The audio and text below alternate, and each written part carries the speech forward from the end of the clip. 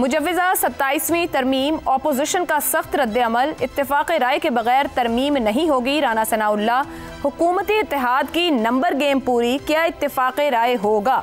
ज़ैगम साहब 24 घंटे में जिस तरह के रद्द-ए-अमल आए, उस एक ट्वीट के बाद खुद हुकूमती मेंबर्स की भी जिस तरह की गुफ्तगू थी, ये नहीं समझ आ रही थी कि वो खुद किस जगह खड़े हैं, वो बताना चाह रहे हैं, वो छुपाना चाह रहे हैं। क्या इबहाम दूर नहीं कर देना चाहिए पब्लिक करके? क्योंकि अब तो ये भी रिपोर्टेडली सोर्सेज से खबरें आ रही हैं कि अगले वीक में, यानी कि इसी वीक के आखिर तक भी, वो 7 तारीख को भी उसको कहीं ना कहीं सोर्सेज ये कह रहे हैं कि वो सेनेट में आ सकती है। आपके ख्याल में 26वीं की तरह ये मुसवदा असली, वो मुसवदा जाली, ये पहला ड्राफ्ट, ये दूसरा ड्राफ्ट, ये सारा मामला फिर से रिपीट होने को है? जी, ये तो सब कुछ रिपीट होगा, 26वीं तरमीम की तरह होगा। जिस तरीके से ये अभी बात की जा रही है, इस तरीके से तो पेश नहीं होगा। जो आखिर में मंजूर होगा वो एक मुख्तलिफ मुसवदा होगा। इस पर बहुत सी बातचीत होगी और इत्तफाक राय की जो राना साहब ने बात की, वो इत्तफाक राय हुक्मरान जमातों का इत्तफाक राय है। वो इत्तफाक राय जो तरमीम के लिए ज़रूरी है। राना साहब मेरे ख्याल में बिल्कुल ये नहीं कह रहे कि 27वीं आइनी तरमीम के लिए वो एक बड़ा इत्तफाक राय, एक कंसेंसस बिल्डिंग करने चले हैं और वो कंसेंसस बिल्ड किया जाएगा तमाम जमातों के दरमियान में। उस तरह का इत्तफाक राय 2 ही दफ़ा हुआ था, एक 73 का आइन बनाते हुए, एक 18वीं तरमीम के वक्त। तो उस तरह का कंसेंसस तो मुझे नहीं नज़र आ रहा। 26वीं तरमीम जैसी ही सूरत हाल नज़र आ रही है। अब ये बात आगे कैसे बढ़ती है?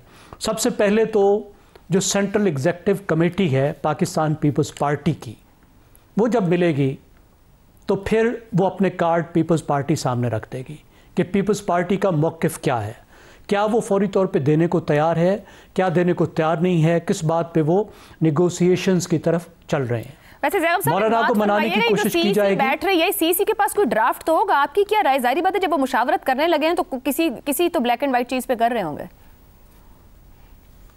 देखिए, जो सेंट्रल एग्जीक्यूटिव कमेटी है, ये जरदारी साहब का दूसरा नाम है। हमारी किसी पार्टी की कोई ऐसी सेंट्रल एग्जीक्यूटिव कमेटी नहीं है जो खुद से बाख्तियार हो, खुद से फैसला करे। तो सीसी की मीटिंग का मतलब ये है कि इस मीटिंग के बाद जो तोप जरदारी साहब चलाएंगे वो सेंट्रल एग्जीक्यूटिव कमेटी के कंधे पर रख कर चलाएंगे और वो कहेंगे कि मेरी सेंट्रल एग्जीक्यूटिव कमेटी ने यह मुतालबा किया है। मेरा नहीं ख्याल कि इस वक्त कोई ऐसा मुसवदा मौजूद है जिसको वो लेकर जाएं। इस वक्त जो ब्रॉड आउटलाइन है वो उसको लेकर जाएंगे और उस पर गुफ्तगू शुरू हो जाएगी। अगले मरहले पर कोई मुसवदा आएगा। अभी तक हमने मुसवदे की कोई बात नहीं सुनी और मुझे नहीं लगता कि कोई मुसवदा इस वक्त तैयार है। हो सकता है कोई वर्किंग ड्राफ्ट आपस में डिस्कशन के लिए इन 2 जमातों ने बना लिया हो, ये एक मुमकिन चीज़ है। अब कुछ चीज़ें बड़ी आसान हैं, कुछ चीज़ें बड़ी मुश्किल हैं। जहाँ पे सूबाई खुद मुख्तारी वाले मामलात हैं, वहाँ पे कौम परस्त जमातें जो हैं वो खड़ी हो जाएंगी। Pakistan peoples party, JUI, JI, MQM भी अपने नखरे दिखाएगी। ये ऐसा मामला है जिसको आगे लेकर चलना आसान नहीं है। फिर मौलाना तो आपको पता है, मौलाना को हर दफ़ा मनाना पड़ता है। मौलाना ने पहले ही गुस्सा दिखाना शुरू कर दिया कि ऐसा होगा, ऐसा नहीं होगा, तो मौलाना को भी कुछ ना कुछ देना पड़ेगा। और देने का मतलब ये है कि जो उनकी बेस है, जो उनके वोटर हैं, मगर ज़ैगम साहब नंबर गेम पूरी है हुकूमती इत्तेहाद के पास, तो क्या फिर भी वो कोशिश करेंगे मौलाना साहब को मनाने की? देखिए, वो इसकी मुखालफत को साफन करने की कोशिश करेंगे कि इसकी मुखालफत को जहाँ जहाँ से कम किया जा सकता है वहाँ से कम किया जाए। क्योंकि आपको पता है PTI तो किसी सूरत में नहीं मानेगी और PTI के ना मानने का मतलब है कि खैबर पख्तूनख्वा भी इस बात को नहीं मान रहा। तो सिर्फ नंबर गेम काफ़ी नहीं है, क्योंकि ये बड़ा सेंसिटिव मामला है। देखिए, ये वो मामलात हैं जिस पर पाकिस्तान दहाइयों तक मरकज़ और सूबे के मामलात में झगड़ा रहा है, गुफ्तगू रही है, मसाइल रहे हैं। तो इतना आसान नहीं है कि इस तरह इसको बदल कर रख दें। पीपल्स पार्टी के लिए भी इसको मानना इतना आसान नहीं है। तो मुझे ये लगता है कि एक मरहला वार अंदाज में बात आगे बढ़ेगी। इस वक्त फौरी तौर पर ऐसा नहीं होगा कि वो जो बैलेंस है NFC का वो मुकम्मल तौर पे चेंज हो जाए। एक स्टेप ज़रूर आगे जाएंगे। तो आप ये इंतज़ार कीजिए कि 27वीं तरमीम के बाद 28वीं तरमीम कब आती है। अभी सर 27वीं तो आ लेने दे, उसके ऊपर इतना कुछ जो कहा जा रहा है, PTI ने तो यहाँ तक बाजू खोल दिए कि जो मुखालफत करेगा हम उसके साथ खड़े, हमें साथ मिलाओ। मगर सवाल यह है कि 26वीं तरमीम के सांप तोड़ दिए और फिर उसको पास कराने में मदद की, ये मौलाना फजलुर रहमान ने क्रेडिट लिया था। और अब की बार तो मुजव्विज़ा तरमीम बहुत आगे तक जा रहा है मामला। क्या PTI के अलावा अपोजिशन की बाकी सियासी जमातों से कोई हिमायत का इम्कान है? मौलाना तो आप कह रहे हैं कि शायद वो जोड़ लेंगे। देखिए मौलाना भी जब जुड़ेंगे तो वो भी दांत निकाल के जुड़ेंगे ना, कुछ वो दिखाएंगे कि मैंने ये बात नहीं होने दी।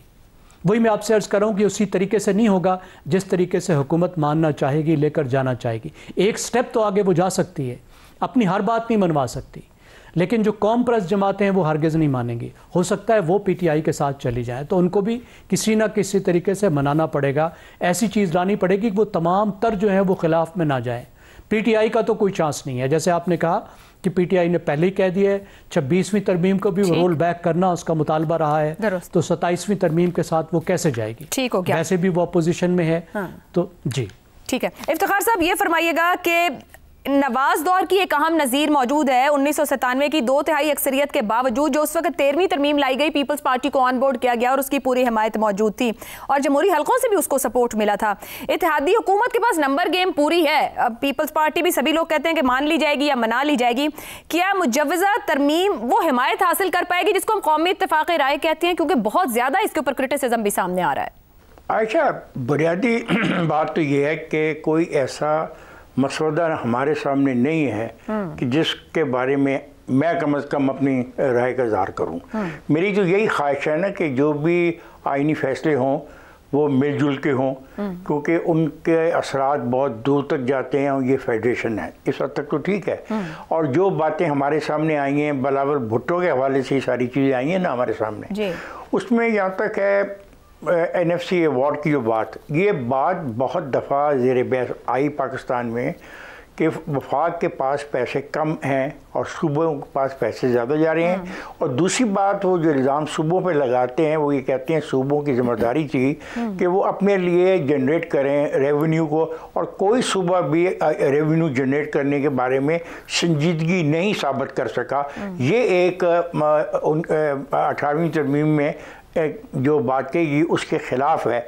वहाँ पे तो ये था ना, पावर जो डिज़ॉल्व करके दी गई, उससे रिस्पॉन्सिबिलिटीज़ भी तो दी गई ना। उन रिस्पॉन्सिबिलिटी का फुकदान है, और ये आप अगर आप स्टडी करें तो ये बात साबित हो सकती है। दूसरी बात है कि NFC अवार्ड के तहत जब तक वो पैसा आवाम तक नहीं जाता और नहीं जा रहा, ये भी उसके खिलाफ एक बहुत बड़ा पॉइंट है जिसको वफाक के जो हामी हैं वो इस्तेमाल करते हैं कि ये तो कोई बात ना हुई कि हम पैसा भी दें और इसके बावजूद लोगों के छोटे छोटे मसाइल भी, पीने वाले पानी नहीं है, उनके पास अच्छी सड़कें नहीं हैं, अच्छे स्कूल नहीं है, अच्छे हॉस्पिटल नहीं है। तो ये मसाइल तो आपको भी इल्म में और मेरे इल्म में भी हैं। इतने खरबों रुपया देने के बावजूद भी अगर मसाइल तय नहीं हो रहे तो ये वजह बनी एक और मुखालफत की। तीसरी वजह जो ये है कि ये तासर देना खुदा न खास्ता कि 18वीं तरमीम में अगर कोई तब्दीली हुई तो तमाम सूबों के जो इंतहा पसंद लोग हैं वो सड़कों पे आ जाएंगे और एक मसला पैदा कर देंगे। ऐसा नहीं होगा। इसलिए नहीं होगा क्योंकि अभी डिबेट शुरू ही नहीं हुई। जब डिबेट शुरू होगी तो मुझे पता लगेगा कि क्या क्या चीज़ें गायब होनी है। और फिर याद रखें कि NFC अवार्ड के लिए फलसफा चारों सूबों के लिए अलग है। सही, उस पर तो कोई बात नहीं करता। सही, ठीक है। इफ्तिखार साहब यहाँ आपकी बात से एक जुमला, एक बात जहन में आती है। आपने कहा अभी डिबेट शुरू नहीं हुई, पार्लियामेंटेरियंस ही जैसे बयानात दे रहे हैं। ये फरमाइएगा, राना सनाउल्लाह ये कहने पर मजबूर हुए कि आइन मुल्क की मुकद्दस दस्तावेज है लेकिन हरफे आखिर नहीं, बेहतरी के लिए तरामीम की जाती हैं। अब ये फरमाइएगा कि क्या किसी आइन के फंडामेंटल्स को किसी तरमीम के जरिए तब्दील किया जा सकता है? अगर सबका इस पर कंसेंसस है तो फिर तो इस तरह की कोई बहस ही नहीं होनी चाहिए कि बिना मुसव्विदा देखे सियासतदान ऐसे बयानात दें जिस तरह के गुज़िश्ता 24 घंटे में आ रहे हैं। या फिर लोग श्योर नहीं है कि फंडामेंटल्स छेड़े जा सकते हैं? जो पाकिस्तान के आइन के फंडामेंटल्स हैं कि ये इस्लामी जमहूरिया पाकिस्तान है, दुरुस्त, ये है पाकिस्तान के। और पाकिस्तान में एक डेमोक्रेटिक इंस्टीट्यूशंस होंगे। पाकिस्तान में पार्लिमानी जमहूरियत होगी। पार्लिमानी जमहूरियत किस तरह होगी, सूबों में कैसे आएगी, वफाक में कैसे आएगी, सेनेट में कैसे आएगी, ये इसके फंडामेंटल्स हैं। लेकिन ये कोई फंडामेंटल्स नहीं है कि जो एक आप फैसला करते हैं और उस फैसले पर अमल दरामद करने के वक्त उसमें कोई खामियां और ख़राबियां अगर नज़र आती हैं तो उन पर तो डिबेट हो सकती है। जिन लोगों ने 18वीं तरमीम बनाई उन्होंने अपने तौर पे उन हालात के ताबे बनाई, और जो अब खामियां नजर आई तो उनको तब्दील करने से ये तो कोई फंडामेंटल्स की वायलेशन नहीं है। फंडामेंटल की वायलेशन ये तब होगी जब आप पाकिस्तान को एक सेकुलर स्टेट डिक्लेयर कर दें, कि हम पाकिस्तान को एक सेकुलर स्टेट डिक्लेयर कर दें, ये फंडामेंटल राइट्स के खिलाफ होगी। आप ये कहें कि हम इस मुल्क में सदारती निज़ाम लाना चाहते हैं, वो पाकिस्तान के आईनी ढांचे से मुतसादम होगा, जिसकी इजाज़त नहीं मिल सकती। लेकिन ये तो जो चीज़ें हैं ये तो वर्किंग के लिए ठीक हो गया। तो फिर सियासतदानों को भी सियासत नहीं ऐसे अहम मामलात पर करनी चाहिए कि आप बिल्कुल ही कहते बिना मुसव्वदा देखे कि आइन खत्म होने जा रहा है या आइन के साथ क्या छेड़छाड़ होने जा रही है। शहजाद चौधरी साहब वापस आते हैं आपकी तरफ। हुकूमत के पास नंबर गेम है, कौमी इत्तेफाक राय हासिल हो पाएगा, और जो पॉलिटिकल टेम्परेचर है आपके ख्याल में हुकूमत आराम से इसको टैकल कर लेगी, कंट्रोल कर लेगी?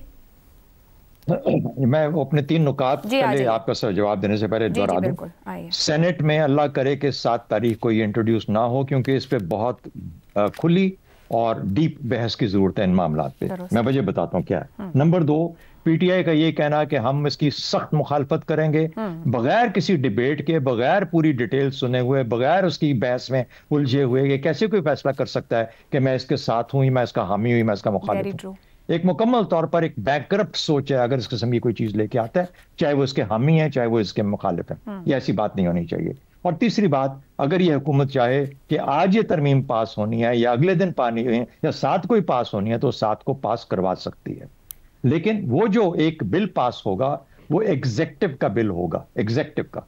यानी आप कॉन्स्टिट्यूशनल अमेंडमेंट कर रहे हैं जो एग्जेक्टिव चाहता है उसके मुताबिक। क्योंकि मैं पाकिस्तान पीपल्स पार्टी को भी एग्जेक्टिव का हिस्सा समझता हूं, वो बिल्कुल एग्जेक्टिव के अंदर बैठी है, इसलिए 2/3 अक्सरियत हासिल करना उनके लिए कोई बहुत बड़ा मसला नहीं। अच्छा, लेकिन क्या हम एक ऐसा बिल, एक ऐसा कानून जो कि मेरी नजर के अंदर रियासत का ढांचा तब्दील करने जा रहा है, बगैर अमूमी इत्तेफाक के राय के बगैर हम क्या उसको कैरी कर भी लें तो उसको हम कबूल कर सकते हैं? मेरे ख्याल में इसकी तरफ चलने से पहले बहुत मर्तबा सोच लेना चाहिए।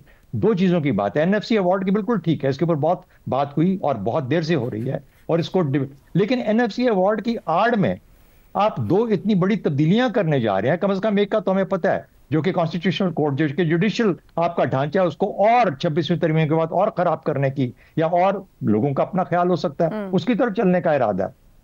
आपकी जो इंडिपेंडेंस ऑफ जुडिशरी है उसको इफेक्ट करने का पॉसिबिलिटी, अंदेशा पैदा हो रहा है। तो अब ये चीजें हो रही हैं, तो इसका मतलब है कि रियासत का जो इख्तियार और ताकत का ढांचा है वो बदलने जा रहा है।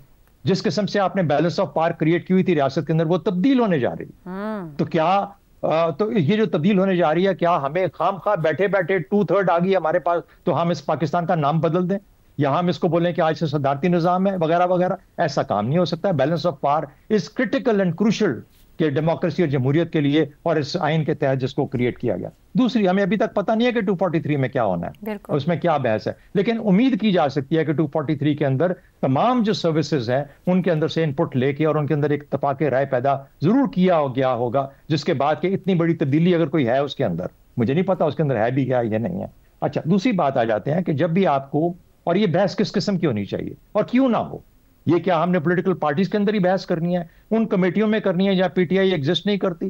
पीटीआई आज अपने आप को कोसे इस बात के ऊपर कि वो कमेटियां छोड़ के गई है, अगर वहां पे बहस होती है तो बहस नहीं हो पाएगी, वो अपना हिस्सा नहीं कर पाएंगे। बाहर खड़े होकर प्रोपेगेंडा करना, शोर मचाना, इसका कोई फायदा नहीं है। मुझे मीनिंगफुल सब्सटैंटिव इनपुट्स अगर चाहिए तो हमें चाहिए यहाँ पे एक, आप प्रेस में आए, आप टीवी पे आए, आप बातें करें ताकि हमें अंदाजा हो कि क्या हो रहा है और आपकी इनपुट क्या है। जब ये सब कुछ हो जाएगा, और वजह क्या है, इसकी जरूरत क्यों महसूस की गई? एनएफसी अवार्ड को छोड़ दीजिए, वो हम सब मानते हैं, उस पर कोई ना कोई ले दे हो जाएगा, मामला तय हो जाएगा। लेकिन इतनी बड़ी ढांचे के अंदर जो तब्दीलियां हैं, जो कि हो सकती, जुडिशियल तो श्योर हमारे सामने है, 243 का हमें पता नहीं है। अगर इतनी बड़ी तब्दीलियां आ रही हैं तो इसकी वजूहात क्या है, क्या महसूस किया गया कि इन तब्दीलियों की जरूरत महसूस, इस जरूरत के ऊपर जो बहस है वो लाजिम है, ताकि लोगों की अंडरस्टैंडिंग, आम आदमी की अंडरस्टैंडिंग टीवी के थ्रू, अबलाग के थ्रू समझ आए कि यार ये हम क्यों, ये हुकूमत कह रही है कि इनके अंदर तब्दीलियां लाना इस वक्त जरूरी है। नंबर 2, प्रोसेस, और प्रोसेस के अंदर बहस भी शामिल है। आप एक्सपर्ट्स, इतने न्यूट्रल एक्सपर्ट्स हैं जो कि आज भी एग्जिस्ट करते हैं, जिनके इनपुट आप जरूर लीजिए,